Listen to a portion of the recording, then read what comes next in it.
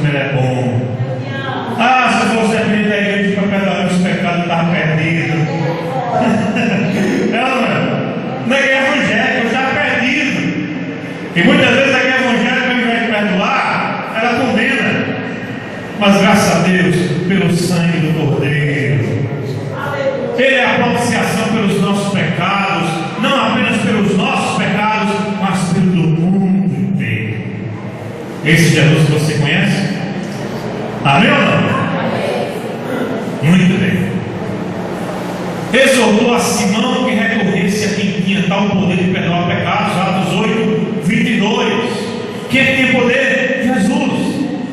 Jesus disse à mulher pecadora: perdoados são os seus pecados. Perdoados, Jesus disse. Quando Jesus diz, acabou. Está livre? Está libertado? Não ouviu ele a confissão da mulher, não. Jesus ensinou a oração do Pai Nosso ao dizer: perdoa-nos as nossas dívidas, assim como nós perdoamos os nossos devedores. Vamos poder que eu queria perdoar a falha do irmão, minha falha com o outro. Irmão, me perdoa, você é perdão também ou não? É, mas com remissão, só Jesus. Vamos lá. Na celebração da ceia, por exemplo, Paulo recomendou aos irmãos a ceia lá de Corinto, que era uma igreja cheia de pecado, ou não era? Cheia de pecado, a igreja de Corinto. Um monte de manteiga. Era uma igreja cheia de dores e também cheia de pecado. E às vezes a gente pensa que manifestação de dom isenta a igreja de pecado. Mas nós podemos ter uma igreja cheia de dom e também cheia de pecado. Era a igreja de Corinto. O que o ideal é que a gente tenha a igreja cheia de dom com menos pecado possível. Não é? Porque pecado nunca vai deixar de ter. Não, vamos. Mas o que é que Paulo recomenda na ceia? Romanos 8, 1 Coríntios 11, 28. O que é que ele diz? Na celebração da ceia, examine-se, pois, o homem assim mesmo. Porque Paulo não disse: irmãos, procurai o pastor da igreja para vocês se confessarem. Se fosse verdade, Paulo devia ter dito isso. Não é? Irmãos, procurem o confessionário da igreja. Eu vou estar aqui depois do culto da ceia, ou antes do culto da ceia, eu vou chegar mais cedo. Vou estar ali para você confessar os seus pecados antes de você ceiar. Foi isso que Paulo disse? Não, irmãos. Paulo disse: examine-se, pois, o homem a si mesmo. Examinar a si mesmo, você com Deus. Amém? Muito claro. E assim como o pão, e beba do cálice. Por quê? Porque Marcos 2,7. Porque fala ele deste modo: isto é blasfêmia. Quem pode perdoar pecados senão um que é Deus? Os próprios inimigos de Jesus reconheciam isso.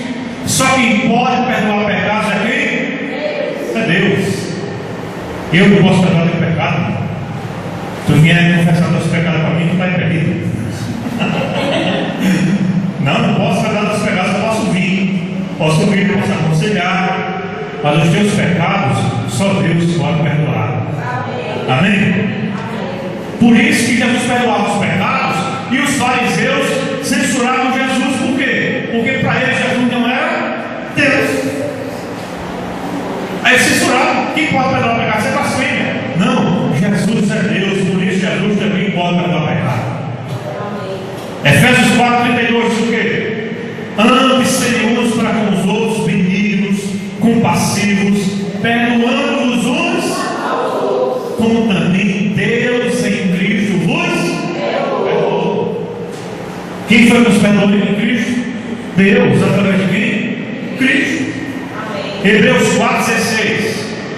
Acheguemos-nos, portanto, confiadamente junto ao trono da graça, a fim de recebermos misericórdia e acharmos graça para socorro em ocasião oportuna. Louvado seja o nome do Senhor. Se você está precisando de socorro, sua alma está angustiada, procure Deus. Procure a graça do Senhor. Porque o véu do tempo já foi rasgado. Nós já temos livre acesso nós já temos um sumo sacerdote chamado Jesus. Você quer melhor sacerdote do que esse? Existe, irmão? Jesus é superior a tudo, até os anjos. É o que segundo Deus vai defender. Está claro até aqui ou não? Agora tem uma complicação. E agora? Qual é a complicação? Como a gente pode explicar, irmãos, então, João 20, versos 22 e 23?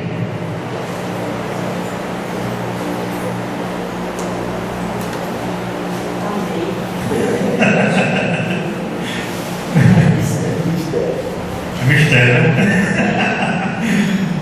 Nós vimos que existem vários textos que a gente vai colocar tudo evidentemente por causa do tempo, mas tem muitos textos que mostram que somente Deus pode perdoar pecados, e a Bíblia não pode se contradizer. Concorda comigo? Amém? Não pode se contradizer. Então, por que existe esse texto, que é justamente o texto que os católicos se baseiam para defender que a igreja pode perdoar pecado?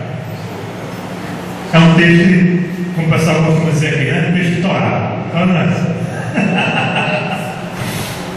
Quer que ele diz João 20, versos 22 a 23, diz assim: receber o Espírito Santo, aqueles a quem perdoados os pecados, lhes serão perdoados, e aqueles a quem os retiveres, lhes serão retidos.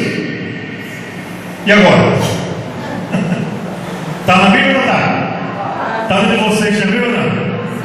Então vamos aprender o que significa isso. Primeiro, a gente sabe que a Bíblia não pode se contradizer. Quem perdoa pecados, a gente viu vários textos, Deus.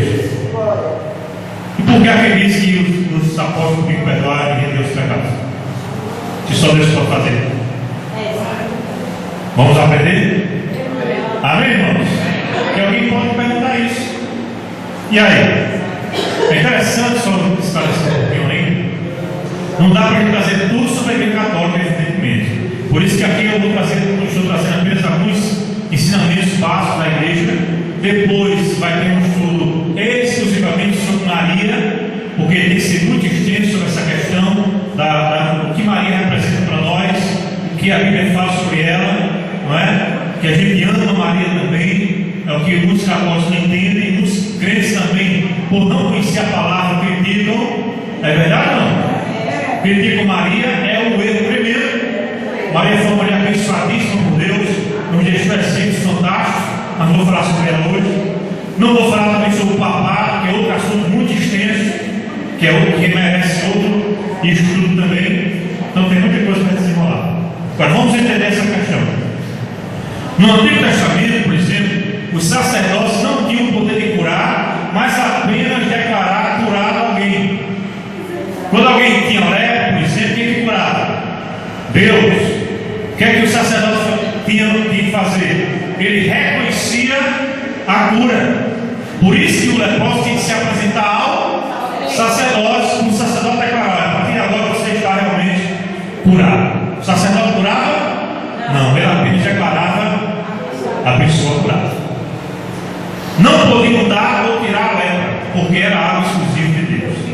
O poder concedido aos sacerdotes consistia somente em declarar e pronunciar o que Deus fizera. Por exemplo, Levítico 23, 2 ao 6, versículo 11, 13, 20, 37, 43. Depois você pode ler com calma esses versículos. É o poder declarativo. Quando Davi pecou contra Deus, o sacerdote Natan disse o que é Davi, disse o que é a Davi: também o Senhor perdoou o teu pecado. O que é que Natan está dizendo? Eu confio que realmente você agora está perdoado. Ora, é nesse sentido que a gente tem que entender a questão desse poder que Deus delegou aos apóstolos. Se realmente Jesus tivesse dado autoridade para perdoar pecados, então Tomé ficou sem receber esse poder, porque naquele momento ele não estava com os demais discípulos. Está no versículo 20, capítulo 20, verso 24. Ou seja, não é que a igreja recebeu esse poder, mas a igreja recebe a delegação de declarar alguém realmente perdoado. Amém? Está entendendo? Ele não tem poder de perdoar, mas se alguém se arrependeu, o que é que a gente diz? Rapaz, você foi perdoado. Quem perdoou foi ele, quem perdoou foi Deus. Sossega a tua alma, você já está perdoado em nome do Senhor Jesus. É o poder declarativo, é preciso fazer essa distinção. Por isso que o Salmo 103, versos 2 e 3 diz o quê? Bendize a minha alma ao Senhor e não te esqueças de nenhum só dos seus benefícios. Ele é quem perdoa todas as tuas iniquidades. Próxima pergunta.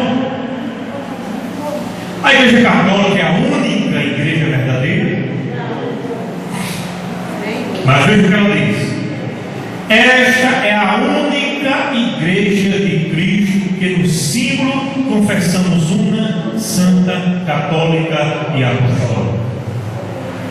A igreja tem para si esse ensinamento que somente ela é que é a igreja verdadeira. Ou como muitos católicos gostam de dizer, a única igreja que Deus deixou. Já ouviu isso? Na igreja católica foi a única igreja que Jesus deixou. Aí tem uns irmãos mais engraçadinhos dele. É verdade, é a única igreja que Deus deixou porque estava de manter o medonho. Né? Jesus deixou a igreja. Olha nesse tipo que ele diz, né? Diz a única igreja que Deus estabeleceu foi a igreja católica. Na realidade, nesta única e única igreja de Deus. Até alguém, naquele dia me perguntou, né? Salmar perguntou se Jesus veio, Jesus não era evangélico, que Jesus não veio fundar uma religião. Veio? Jesus veio estabelecer o reino de Deus aqui na terra. Jesus não veio colocar uma placa de nome nacional, agora a igreja católica, apostólica romana, ou agora a igreja evangélica, a Assembleia de Deus de Jerusalém. Nada disso. De forma alguma veio estabelecer o reino de Deus. Por isso que a palavra igreja no grego significa chamados para fora. Entenderam a questão? Chamar para fora. Hoje igreja é o chamar para dentro. É ou não é? Igreja agora é o templo. É onde nós estamos. É aqui, isso aqui é a igreja. Para muita gente. As quatro paredes. Aí eu me lembro do apóstolo Paulo que vai falar, né, lá em Atos, diz Deus, o nosso Deus, não é aquele que habita em quatro paredes. Graças a Deus por isso. Nosso Deus ele é transcendente. Ele não é fechado nas paredes, ele não se fecha em paredes. Onde você estiver, você é a igreja de Jesus. Você está estabelecendo o reino de Deus. Templo é só um lugar onde a igreja se reúne. Igreja não é templo, igreja não é catedral. Você pode trazer pedra de Jerusalém para fazer o templo. Isso não é igreja. Igreja somos nós.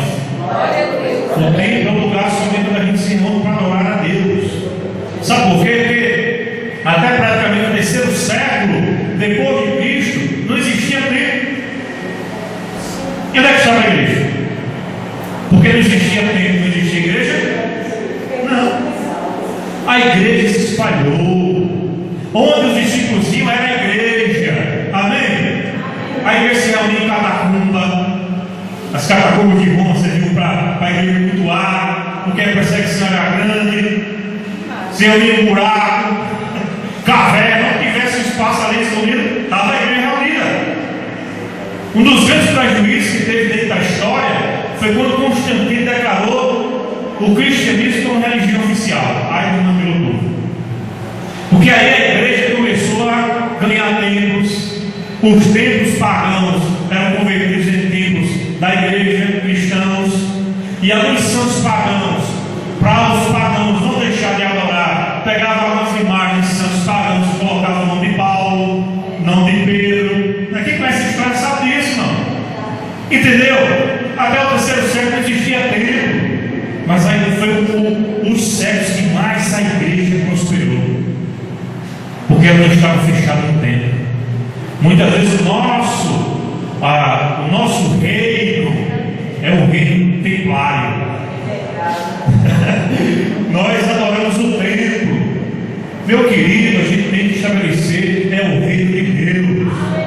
Quando você está, ele se diz, você é um agente do reino de Deus. escola, ensinando, no estabelecimento comercial que você trabalha, em todo lugar você é o reino de Deus. Por isso que o reino de Deus, Jesus disse, não é de visível aparência. Você não vai tocar ele ali, ou ele aqui, não. Nem que ele tenha o nome reino de Deus, não é ali não, o reino de Deus. Está entendendo? O reino de Deus está em vós. Você é o reino de Deus ou não? Você faz parte do reino de Deus ou não? Sabe por que Jesus disse isso? Por exemplo, se você for morar no deserto do Saara, lá não vai ter tempo para você adorar, vai? Por causa disso você vai deixar de adorar? Não. O tempo é você. Deus está em você. Não para você. Mateus 16, 18 diz: Tu és Pedro, e sobre esta pedra edificarei a minha igreja, e as portas do inferno não prevalecerão contra ela. É o versículo preferido da igreja católica para mostrar que a igreja foi estabelecida sobre Pedro, que para eles é considerado o primeiro Papa, né? Primeiro Papa para eles é Pedro. Amém? Da história do camarada, um senhor do sítio, do sítio, ficou no cartório para registrar o filho. Disse: como é o nome do filho do seu filho? Disse: o nome do meu filho é Mingau. Disse: como Mingau? Não pode não, você está doido? Colocar o nome do seu filho Mingau? Olha, o chefe de você não é pago, porque o meu filho pode ser Mingau. Para saber da história, né? Essa brincadeira, deixa eu mais contar aí um pouquinho. Mas o que é que a Bíblia diz, irmão? O que interessa não é o que eu digo, o que interessa não é o que a história diz, o que interessa é o que a Bíblia diz. O que é que a Bíblia diz? Atos 4, verso 10, onde diz o quê? Em nome de Jesus Cristo Nazareno, este Jesus é a pedra rejeitada por vós, os construtores, a qual se tornou pedra angular. Quem é a pedra sobre a qual a igreja está estabelecida? Jesus. Amém? É Jesus, irmãos. Não é pastor Júnior, não é bispo fulano de tal, apóstolo fulano de tal, não é papa fulano de tal. É Jesus, a pedra sobre a qual a igreja está estabelecida. O próprio Pedro reconhece isso. Ora, simples, lê a 1 Pedro 2,7, você vai ver a pedra que os construtores rejeitaram. Essa veio a ser a pedra principal, a pedra do lar. E Pedro estava falando de quem? De Jesus. Agora, como a gente pode entender o texto de Mateus 16, versos 16 e 19? É sobre Cristo que a igreja é edificada, e não sobre Pedro. Jesus afirmou que ele mesmo era a pedra, em Mateus 21, verso 42. Ele mesmo era a pedra.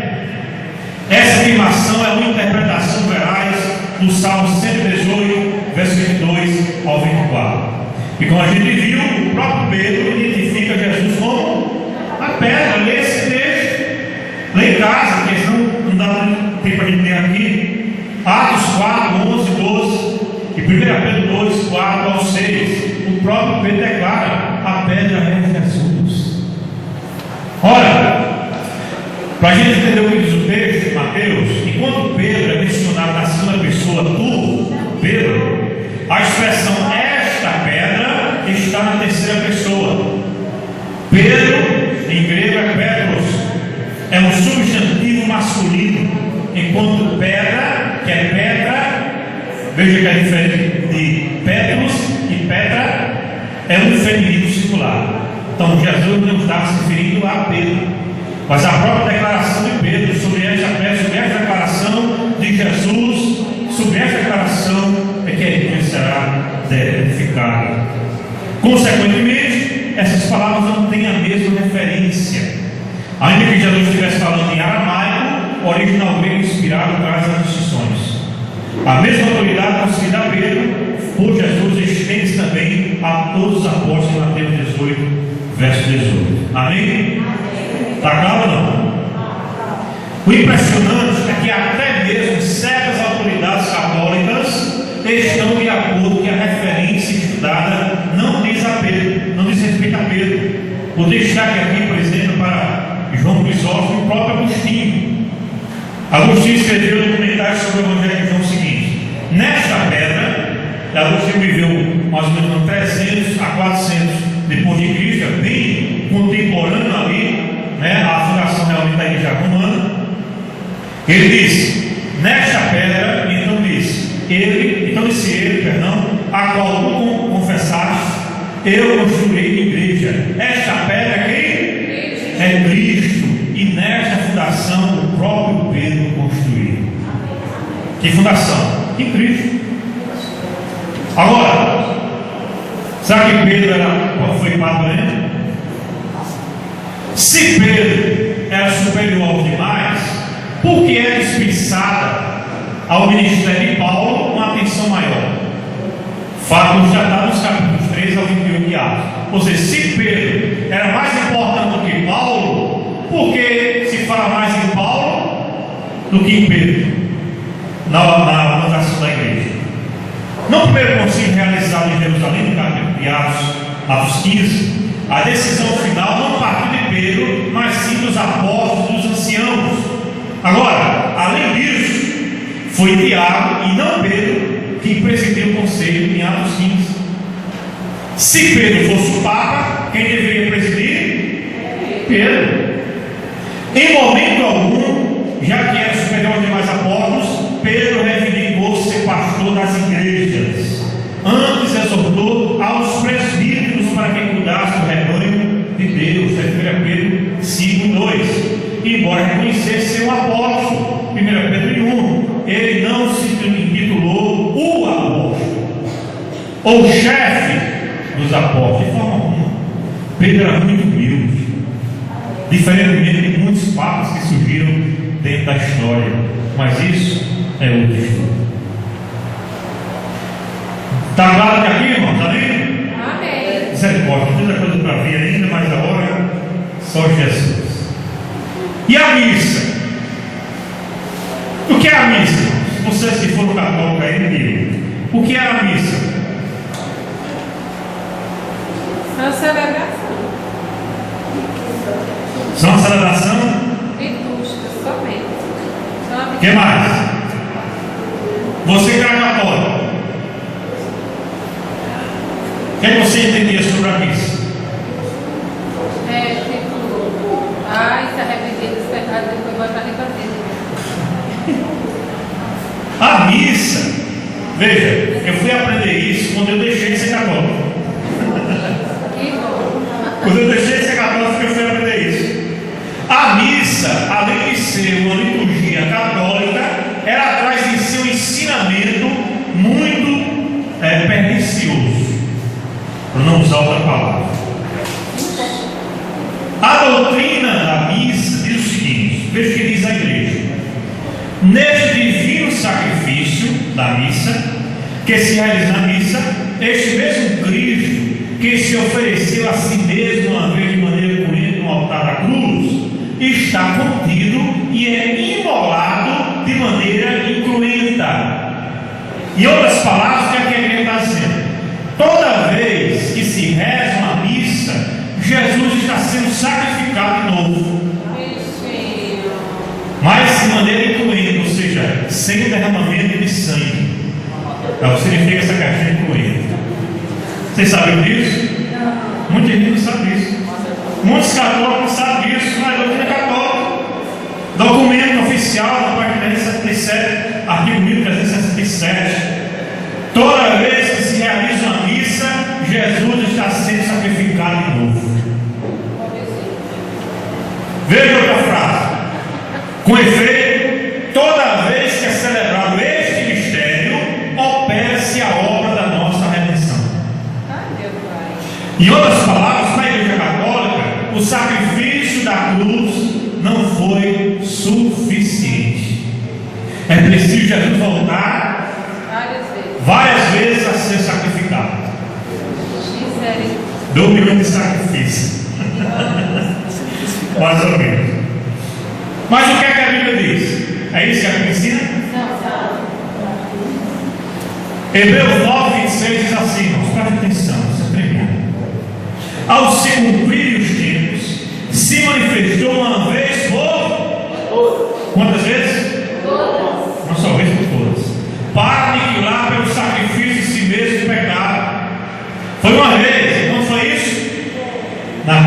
Calvário. Hebreus 10:10 diz o quê? Nessa vontade é que temos sido santificados mediante a oferta do corpo de Jesus Cristo, uma vez por todas.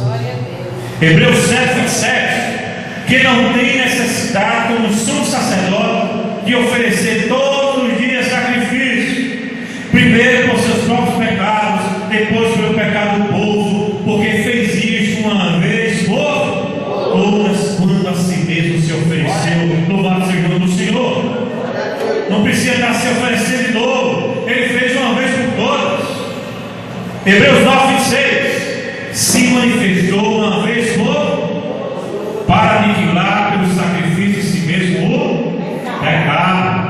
Hebreus 9:28, assim também Jesus Cristo tem se oferecido uma vez para sempre para tirar os pecados de muitos. Hebreus 10:12, Jesus porém tem oferecido para sempre um único, quantos sacrifícios? Só um.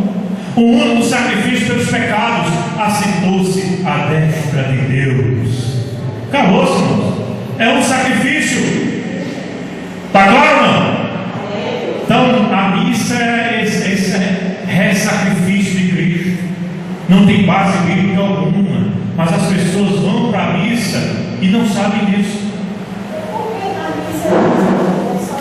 Não se ensina. Tem aquela liturgia pronta, é ou não é? Só faz aquela mesma coisa. As pessoas também não interessam em aprender, em buscar a verdade. Então, como diz Paulo, não fique com raiva. Eu sou seu inimigo por estar dizendo a verdade hoje. Não, eu quero ser seu amigo, por isso eu estou dizendo a verdade. Vamos lá. E o purgatório existe? É um lugar cheio de culpa. Purgatório existe? É outra doutrina da Igreja Católica. Veja o que diz: os que morrem na graça e na amizade de Deus, mas não estão completamente purificados, embora tenham garantido a salvação eterna, passam após a morte por uma purificação, a fim de obterem a santidade necessária para entrarem na alegria do céu. Veja o que diz. Veja como é sério. Diz aqui, mesmo as pessoas que morrem na graça e na amizade de Deus. A pessoa morreu na graça, morreu ao amigo de Deus, ainda vai sofrer. Meu Jesus do céu. A igreja denomina purgatório essa purificação final dos eleitos. A igreja formulou a doutrina da fé relativa ao purgatório, sobretudo no Concílio de Florença e de Trento. A doutrina do purgatório foi aprovada em 1439. Veja bem, irmãos, presta atenção. 1439. Significa dizer que até 1439 essa doutrina não fazia parte oficialmente da igreja. Então, segundo eles, durante mais de 1000 anos, muita gente morreu enganada, não conhecia o purgatório, não é? Foi por isso, agora presta atenção, porque Martinho Lutero muitas vezes foi contra a igreja, por causa da questão das indulgências, por causa da questão da construção da Basílica de São Pedro em Roma, que estava explorando o povo, e por isso muitas vezes ele oficiou no purgatório, sabe para quê? Também para tirar dinheiro do povo. Naquela época, muitos sacerdotes se de vila em vila com um cofre. Aí diziam ao povo: minha gente, é o seguinte, você ama seu pai, que já morreu, amo. Você ama sua mãe, amo. Você ama seu avô, amo, que já morreu. Eu amo minha filha, que já morreu. Olha, eles estão agora sofrendo no purgatório, estão lá em tormentos por se purificando. Aí a igreja dizia: como é que você pode livrar o seu parente do purgatório? Se você fizer uma doação na igreja, a gente libera a alma lá do purgatório. Era assim, irmão. Passa o e-mail para lá, libera aí, e pode mandar o carro para o céu. Existia, só para existia um pensamento que dizia assim, era uma frase que se usava: Na hora que a moeda no fundo do cofre cai, a alma do purgatório sai.